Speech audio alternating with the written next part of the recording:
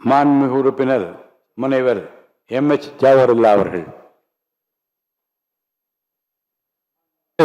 பேரவைத் தலைவர் அவர்களே, தமிழ்நாட்டு மக்கள் ஒரு மாபெரும் உண்மையை தங்கள் வாக்குகளின் மூலமாக நடைபெற்று முடிந்த சட்டமன்ற பேரவை தேர்தலிலே உணர்த்தியிருக்கின்றார்கள்.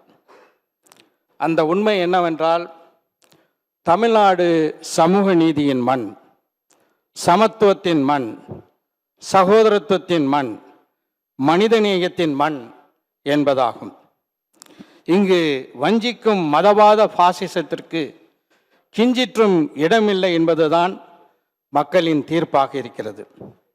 அந்த மக்கள் தீர்ப்பை மதித்து மக்கள் எந்த கொள்கைக்கு வரவேற்பு அளித்திருக்கிறார்களோ, வாக்களித்திருக்கிறார்களோ, அந்த கொள்கையை, நம்பிக்கையை காப்பாற்ற வேண்டும் என்பதுதான் இப்போது ஆட்சிக்கு வந்திருக்கின்ற தமிழக வெற்றிக் கழக அரசின் தலையாய கடமையாக இருக்க வேண்டும் என்று வலியுறுத்த விரும்புகின்றேன்.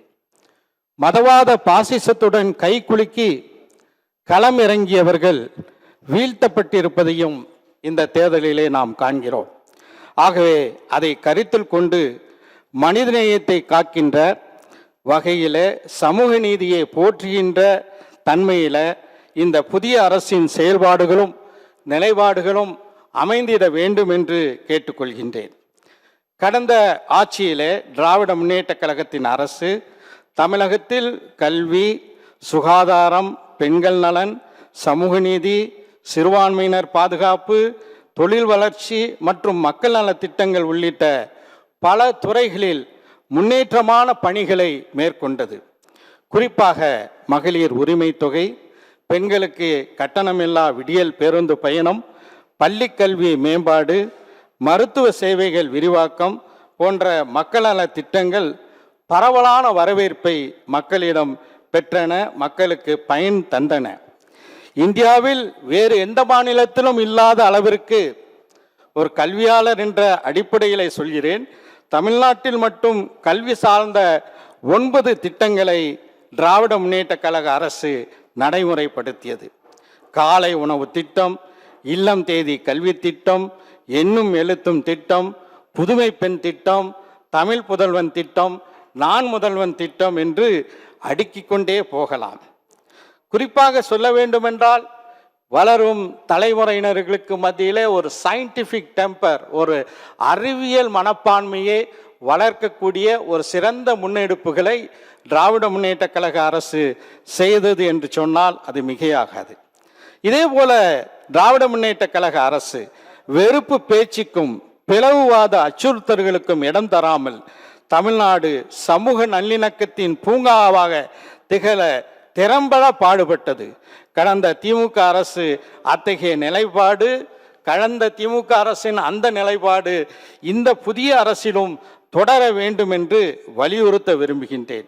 தமிழ்நாட்டின் அரசு விழாக்கள் அனைத்திலும் தமிழ்தாய் வாழ்த்துக்கு உரிய முன்னுரிமை வழங்கப்படுவது மரபாகவும் தமிழர் உணர்வின் வெளிப்பாடாகவும் இருந்து வந்துள்ளது. தமிழ்தாய் வாழ்த்து என்பது வெறும் பாடல் அல்ல, அது தமிழர் அடையாளத்தின் உயிர் ஓசையாகும். எனவே இனி நடைபெறும் அரசு விழாக்களிலே தமிழ்தாய் வாழ்த்துக்கு அதன் உரிய முதலிட மரியாதையை இந்த அரசு வழங்க வேண்டும் என்று கேட்டுக்கொள்கிறேன். நீட்டின் குளறுபடிகள் ஆண்டுதோறும் தொடர்கடையாகிவிட்டன. இப்போது ராஜஸ்தானில் நீட் கேள்வித்தாள் முன்கூட்டியே வெளியானது தெரிந்ததால் இந்த ஆண்டுக்கான தேர்வையே ஒன்றிய அரசு ரத்து செய்துவிட்டது.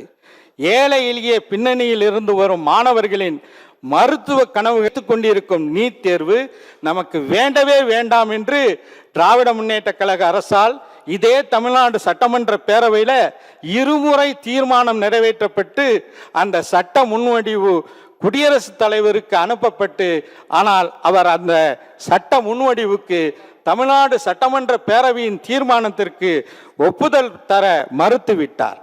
நீதியரசர் AK ராஜன் குழு ஒரு அறிக்கையை தந்திருக்கின்றது. அந்த அறிக்கையில் என்ன குறிப்பிடுகிறது என்றால், நீட் பின்தங்கிய பிரிவினரை மருத்துவ கல்வி பெறுவதிலிருந்து விலக்கி வைத்ததுடன் பயிற்சி மையங்களில் பயில்பவர்களுக்கு அதிகமான கட்டணங்களை கொடுத்து படிக்கக்கூடிய செல்வந்தர்களுடைய பிள்ளைகளுக்கு தான் நீட் சாதகமாக அது திசை திருப்பியது. நீட் இல்லாத காலத்திலேயே ஒன்றை உணர வேண்டும். நீட் இல்லாத காலத்திலேயே மருத்துவ சேவையின் முன்னணி மாநிலமாக திகழும் தமிழ்நாட்டுக்கு நீட் ஒரு தீட்டு என்று புதிய அரசு நிலைப்பாட்டை எடுக்க வேண்டும் என்று இந்த நேரத்தில் கேட்டுக்கொள்கிறேன். ஒன்றிய அரசின் வஞ்சகமான தமிழ்நாட்டு மக்களுக்கு விரோதமான பல திட்டங்களையும் சட்டங்களையும் திணிக்க முற்பட்ட போது கடந்த திராவிட முன்னேற்ற கழக அரசு தலை நிமிர்ந்து நின்று அவற்றை ஏற்க மறுத்தது. தமிழக வெற்றிக்கழக அரசும் அத்தகைய நெஞ்சுரமிக்க நிலைப்பாட்டை கடைபிடிக்க வேண்டும் என்று வலியுறுத்துகிறேன். இந்தியை திணிக்கும் ஒன்றிய அரசின் PM ஸ்ரீ திட்டத்தை புதிய அரசு ஏற்றுக்கொள்ள கூடாது. PM ஸ்ரீ திட்டம் தமிழ்நாட்டிலே அனுமதிக்க மாட்டோம் என்ற கொள்கை நிலைப்பாட்டை இந்த அரசு எடுக்க வேண்டும் என்று இந்த நேரத்தில் கேட்டுக்கொள்கிறேன். தமிழ்நாட்டின் புதிய அரசின் அமைச்சரவையில் முதல் முறையாக ஒரு முஸ்லீம் அமைச்சர் கூட இடம்பெறாதது ஏமாற்றம் அளிக்கின்றது. ஒன்றை இங்கே குறிப்பிட விரும்புகின்றேன்.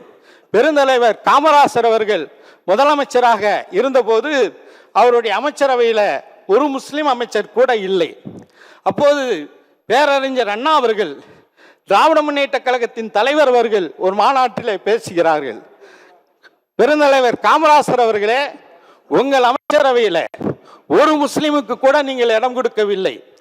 உங்கள் கட்சியை சேர்ந்த மிக சிறந்த கடையநல்லூர் MSA மஜீத் இருக்கிறாரே, அவருக்கு அந்த இடத்தை கொடுக்கலாம் அல்லவா என்ற ஒரு கோரிக்கையை முன்வைத்தார்.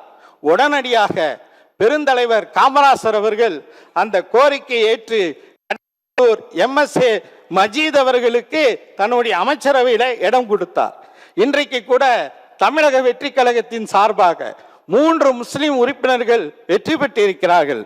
உங்கள் அமைச்சரவையில் மாண்புமிகு முதலமைச்சர் அவர்களே, அவர்களில் ஒருவருக்கு நீங்கள் இடம் கொடுக்க வேண்டும் என்று இந்த நேரத்தில் கேட்டுக்கொள்கிறேன்.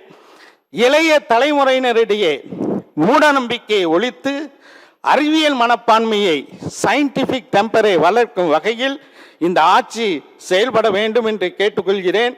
அரசியல் வேறுபாடுகளை தாண்டி தமிழகத்தின் வளர்ச்சி, சமூக நல்லிணக்கம் மற்றும் அனைத்து தரப்பு மக்களிடையே நலனை காப்பது இந்த அரசின் முதன்மையான பணியாக இருக்க வேண்டும்.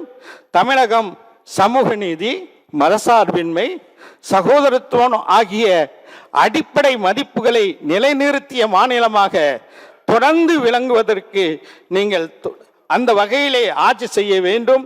தமிழக வெற்றி கழகத்திற்கு மக்கள் அளித்துள்ள இந்த பெரிய பொறுப்பு சாதாரண அரசியல் பொறுப்பல்ல. மக்களின் எதிர்பார்ப்புகளையும் நம்பிக்கைகளையும் சுமக்கும் மகத்தான பொறுப்பாகும்.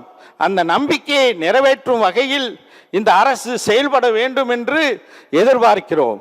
ஒன்றிய அரசின் வெறுப்பு அரசியலுக்கு எதிராக அமைதி அரசியலை, வளர்ச்சி அரசியலை, சமூக நீதி அரசியலை இந்த அரசு வழங்கும் என்ற நம்பிக்கை இல்லை. எனவே மாண்புமிகு முதலமைச்சர் அவர்கள் முன்மொழிந்த எதிர்த்து அமர்கின்றேன். நன்றி.